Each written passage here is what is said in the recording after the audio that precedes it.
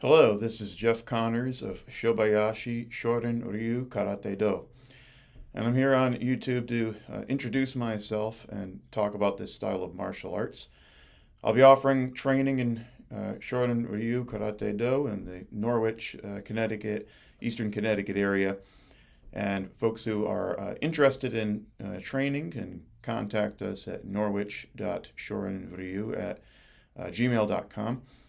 But in this video, I'm going to be talking about the background of the style of martial arts originating in Okinawa and how it made its way to Connecticut, and also talk about reasons that people should consider training.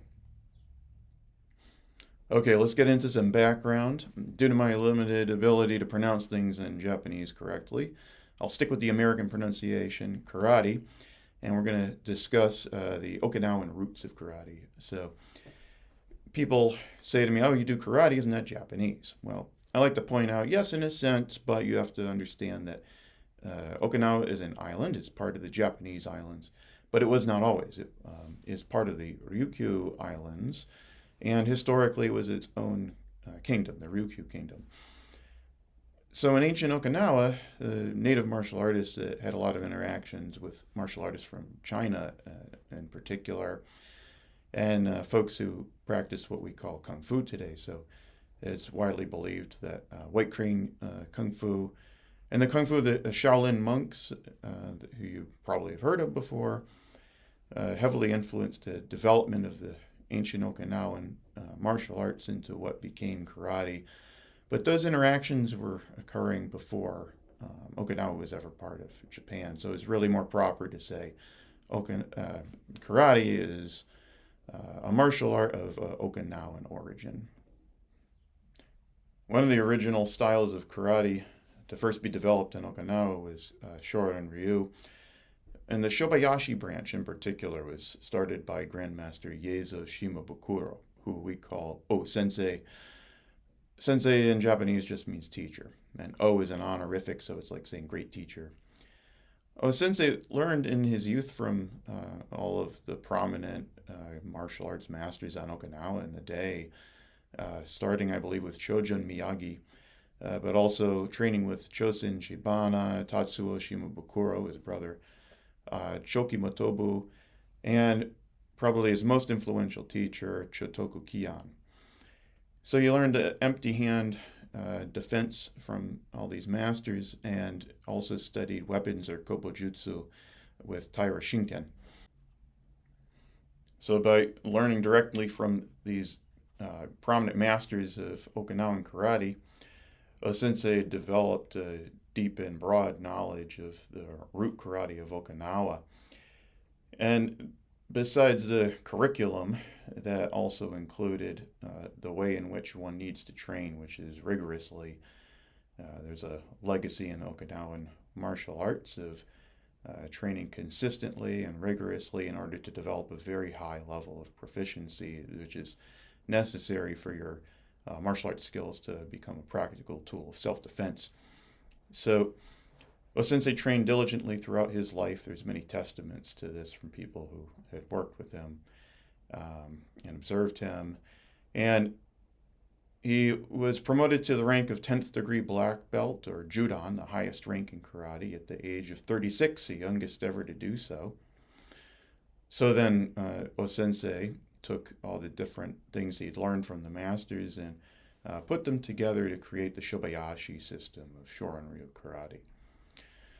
And he wanted to preserve that root knowledge of authentic Okinawan karate, and made sure when he was training people that he emphasized the need to maintain the purity of this root karate knowledge, and also the proper training methodologies, including consistency and rigor in training. So how did Shorin-ryu karate end up in Connecticut? There's some history here. After World War II and the Battle of Okinawa, the U.S. maintained a strong military presence on Okinawa and still does today, including various military bases. And in particular, there was a U.S. Marine Corps base near where O-sensei lived and trained. So O-sensei decided to train U.S. Marines from the base including a man named Robert Ferreira, who was from Middletown, Connecticut. Sensei Ferreira, when he was a young man, was stationed on Okinawa. He was in a Marine Recon unit, and he trained very hard with the sensei from the beginning and earned O-sensei's respect. He earned his first degree black belt as Shodan. But then he said, well, I want to go back to Connecticut. O-sensei said, well, then you should train people in Shorin karate when you go. And then when he came back to Middletown, O-sensei started up Shorin training in Connecticut, and he continued training with O-sensei through his life, though, and was promoted to the rank of 10th degree black belt eventually, Judan by O-sensei. So Grandmaster Ferreira has since trained a number of people in Shorin and he's had a lot of strong students who've then gone on to become instructors themselves. My teacher is Wilfred Santos, who's been teaching out of East Hampton for many years. He's been in Shorin over 50 years now.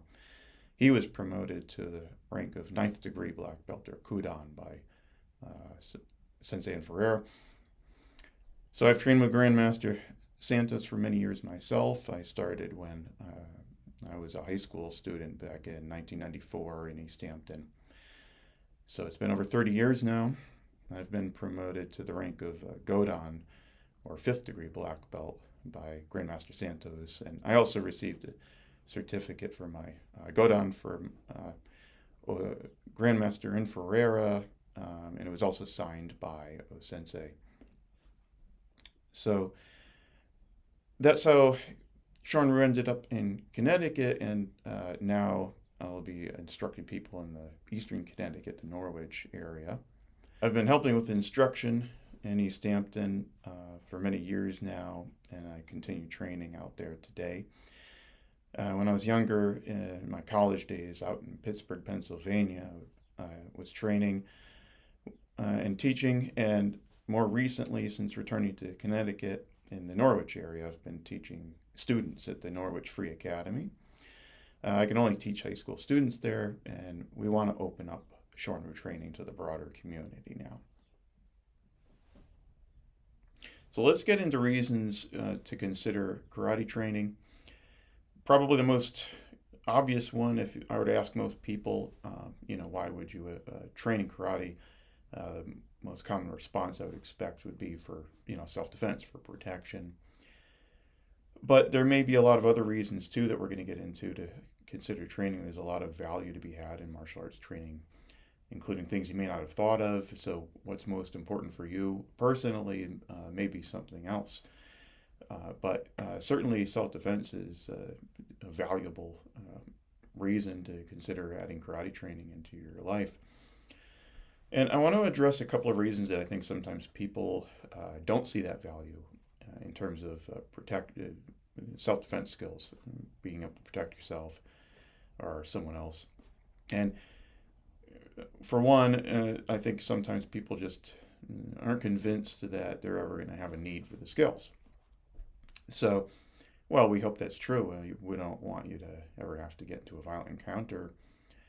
And in fact, in your training, one of the things that you learn about is avoiding getting into a situation in the first place, or if you're about to be in such a situation, trying to de-escalate, get out of that situation before it becomes violent, or stop it from becoming violent. But the reality is that at the end of the day, you may not have control over that. And in terms of how likely is it? Well, statistically, you can go to the FBI website, for example. You see they have over 1 million reported violent crimes in the U.S. every year. And there may be a lot that aren't reported. But also just think about, people you've talked to over time. I think it's probably pretty likely you've heard an anecdote from somebody who's been involved in a situation that's been close to you, or you yourself were. I know for my part, I can certainly think of many such anecdotes from over the years.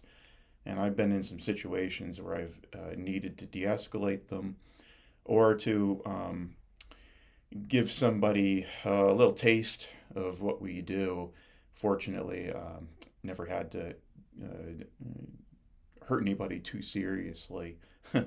but I have definitely had to allow some people to experience some discomfort, let's say, and realize that they don't want to escalate things any further. Also, my teacher, he's got stories about things he's had to deal with, and how his training helped to guide him through that situation. And going back through the history of karate, we've had anecdotes from the ancient masters passed down to us, stories of how they've had to, unfortunately, use their skills to defend their lives or the lives of other people, and deal with some very serious situations. And the second reason I think a lot of people are skeptical of the training is a lack of belief that the techniques are effective and things of this nature. That just skills are really going to help you out if you get into a physical situation. And I think here we're a little bit victims of too many movies and TV and the way that martial arts and karate is often depicted in media. A lot of stereotypes and things like this. Also, there may be some damage that's been done to the reputation of karate by, unfortunately, some schools that are less reputable. So just keep in mind. In Shobayashi, Shorin Dojo, at least the ones I've seen, you're gonna be learning the authentic karate of the ancient Okinawan masters that developed this stuff for real world self defense, and it's very practical skills that they developed for protecting themselves and other people in the community. We know from the anecdotes and from our own experiences that the training is very effective and give you a definite edge up over especially the average person who's not going to have anywhere near the level of training that you would develop over time. But also, if you're skeptical but you aren't sure, you think you might be interested, the best thing to do, come on down and try it out, because I already know what's going to happen if you spend any time and give it a serious try working with your instructor.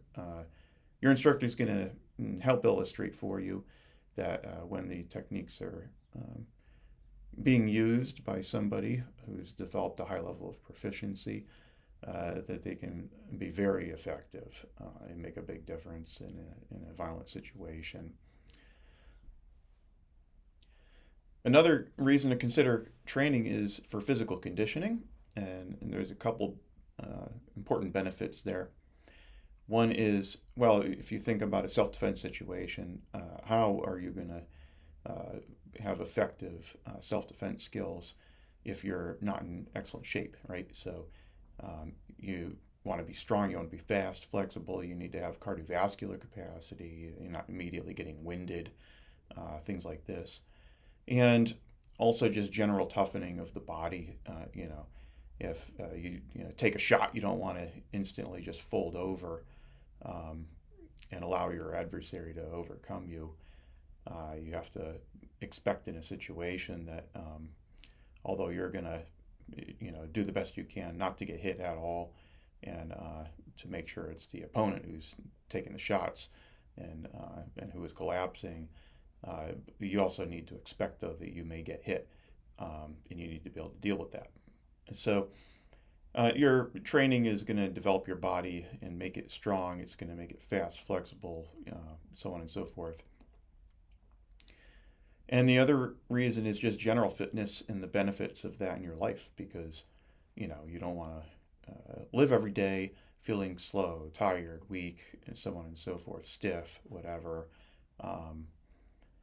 And those benefits only grow with time. Martial arts is a lifetime endeavor and has a lifetime of benefits, and one of those is that as you age, that physical conditioning is going to be only of more and more benefit to you to help fight against the ticking of the clock. We've got so many examples of lifetime martial artists in karate who have gone on into their 70s, their 80s. I've seen examples myself, including my teacher today. And these folks are an inspiration to see as they're getting on in years. where other people are slowing down. They're still, moving around and practicing their karate. They're still doing things like leading workouts for classes and doing some very physical things. You can see they're still strong, and then you're going to have a good overall quality of life and have the benefit of feeling good and continuing to feel good throughout your life. I think there's a couple of reasons people worry when it comes to the physical conditioning aspect. Probably the biggest one is if you're not already in great shape, if you start trying to work out, it feels very difficult and it could be discouraging, and you feel like it's just always going to be too difficult, and you're not going to be able to do it, and you don't have the physical confidence to get stronger. And you have to keep in mind, of course, it's going to require a lot of effort to grow and get stronger. But I understand that when a student comes in, I don't expect them to already have a super high level of physical fitness. If they do, that's good for them, but they don't need to. And I'm going to meet them where they're at. And if a lot of work needs to be done, then the most important thing is to be consistent and be patient. And so it takes time. You can't expect to become like a world-class athlete, for example, with just a couple weeks of training. It's going to take time and effort. So you go at the pace that you need to go at, give your body time to respond to the training. You need to get your sleep, you need to have proper nutrition and stuff in over time. With proper training, you will grow, get stronger, increase your physical capacity and your level of conditioning. And we have training methodologies here that come into play. Your instructor is going to lead you. They're going to help you develop your spirit in training and overcome those challenges with time and patience and consistency. Again, is the real key. Just keep making that effort, and as you grow in your abilities, then we can scale things up accordingly and continue to challenge you and push you to grow then even more. And then I think the second reason people hesitate is just not being convinced that there is going to be a high level of physical conditioning offered by the training. Well, it's simply false. The ancient masters always were training at a very high level, quite a lot of hours put in. There's all kinds of stories about the intense training and what they expected then of their students in turn to pass that down, and the importance of maintaining a very high level of physical ability. There's stories about, the kind of almost impossible seeming things that some of the masters could do, that they developed through rigorous training. And, from my own experience, when I've been in a Shorin dojo, that high level of physical conditioning was always there. If you are willing to try to push yourself over time, your instructor is always going to have a little more that they can offer you. And so, you don't have to go it alone. You don't have to join some other, fitness program or something like this. If you want the benefits of rigorous physical conditioning in Shorin Dojo, you'll get it. There are a number of other benefits that your training is going to bring to you that may be a little less obvious that I want to discuss. And there are also benefits that martial arts brings to the broader community that are important. So I'm going to discuss some things from a modern point of view, but I want to point out first that a lot of what I'm going to talk about can be traced back to the teachings of one of the most famous martial artists in the history of Okinawa, who is a man by the name of Sokan Bansamura. He lived during the 1800s, and he had such a strong reputation for his martial arts skills and also the services that he provided to the community that the Okinawans referred to him as Bushi Matsumura. Bushi means warrior. So a lot of the things I'm going to discuss can be traced back to his teachings. One of the most important aspects of traditional Okinawan karate training that was passed down to us by O-sensei in Shobayashi Shorin-ryu is discipline. In our training, there's a huge emphasis on discipline because you need to be disciplined in order to control your mind, to govern your character. So, for example, you're not going to be a hothead, and if somebody provokes you, you're not going to be quick to, immediately strike them and, lose control of yourself and misuse your martial arts skills, for example. But also just for purposes of training in general, it requires a lot of discipline for you to grow as a martial artist. Training requires diligence and effort over time, and that means being disciplined. Being disciplined goes hand in hand with the development of your spirit as a martial artist. And I don't mean that in a religious or metaphysical way. I mean, by spirit, I mean the energy that you bring to your training or to bring to bear to overcome difficulties, obstacles in general. So the spirit that you develop, you can apply toward developing more discipline, and it takes discipline to develop spirit. So they go together. But discipline ultimately is like the seed from which a martial artist grows. Your training is going to provide you with a high level of confidence. That's going to be a big benefit for you. As a martial artist, you have to train rigorously and meet challenges, push yourself, overcome obstacles. You're going to develop your body, you're going to develop your mind, and you're going to develop confidence in your ability to maintain a calm state inside if somebody were ever to try to assault you and you need to deal with that situation. You're going to be prepared psychologically, you're going to be prepared physically, you're going to be in shape, and your body's going to be conditioned properly, and you're going to have the proficiency with the techniques that you might need to use in order to deal with that situation. So you'll get to walk around with the confidence knowing that you're prepared if anything is going to come your way. Also, when you're overcoming challenges like you would through your training as a martial artist, that confidence extends more broadly in your life. You're going to know that you're able to meet challenges and do things that perhaps you aren't sure you would even be able to do at first. And so when it comes to dealing with other broader challenges in your personal life, or maybe your career, or in academics as a student, or whatever it is, you're going to know that you have the tools to deal with that thanks to your training. Your training is going to provide you with a high level of courage as well. You're going to be preparing yourself to deal with some of the scariest stuff life could throw at you. I think most people would naturally be terrified to be attacked by someone, or you might be confronted by multiple people, or there might be a weapon involved, for example. Situations like that are going to naturally induce a high level of stress.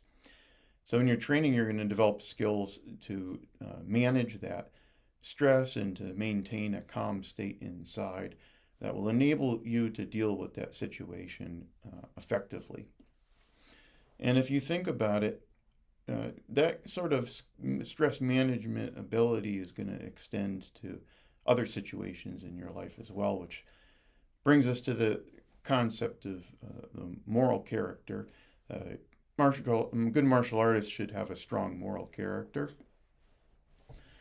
But often that boils down to being courageous, because in a situation where there may be friction between people, an issue pops up, there can be a lot of stress involved. And that can cloud your judgment and maybe cause you, to not see the right way to proceed, the right thing to do.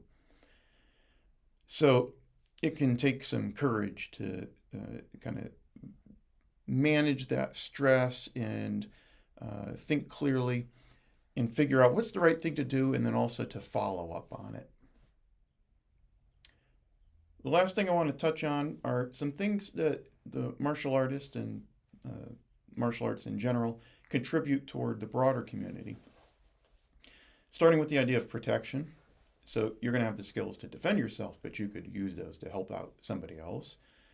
So, for example, you come across a situation where you see somebody's maybe about to be attacked. You could, rather than whipping out your phone, record what happens, post it on YouTube, you could choose to step in and see if you can de-escalate that situation. Maybe you can stop it from becoming violent where otherwise it may have. And that person may not have the really ability to defend themselves. If it comes down to it and you need to, you can use force if necessary to defend that person. If it's clear that someone is intent on attacking and you're not able to stop that. But we would rather, put ourselves into that situation, possibly at risk to ourselves, but then, bring about an end to that situation, hopefully as peaceably as possible, or with the least amount of force as possible, rather than stand by and just watch somebody become a victim. Lastly, as a martial artist, we're going to promote peace and harmony in our community. I think sometimes people have the wrong idea. They think martial arts, you're a violent person, you train to fight and things like this. But that couldn't be further from what we're trying to accomplish. If we're in a situation and tensions are rising, maybe people are starting to get angry with each other, we're concerned because we don't want things to become violent. Also, we don't want people to develop animosity anyway in their interactions with each other and hurt each other through callousness and things like this. So we're going to promote, peaceful interactions between people, try to help calm down the temperature in the room, and use the skills we've developed to maintain calm in a stressful situation, and try to help other people do the same thing. And also, though, we help to maintain peace in a situation like that through simply our presence as someone in the room who everybody knows is going to be able to step in and deal with it. If someone were to fly off the handle and take a swing at somebody, they're going to think twice knowing that you're there. And so, if I'm in the room, the way I see it is, rather than everyone having to worry about me and how I'm going to act toward them, like if I'm going to attack them, it's the opposite. Everybody in the room knows that they're safe because I'm there and I'm not going to let anything happen to anyone. Okay, I hope you found this video informative, and I hope it inspires some people in the Norwich and Eastern Connecticut area to get started up training with us in Shobayashi Shorin Ryu. So if you have any interest, or maybe your child is interested or something, go ahead and just shoot me an email. Use norwich.shorinryu@gmail.com. I also want to thank my teacher, Sensei Santos, for his support and valuable feedback as I was putting this video together. So again, this is Jeff Connors of Shobayashi Shorin Ryu, signing off. Stay safe.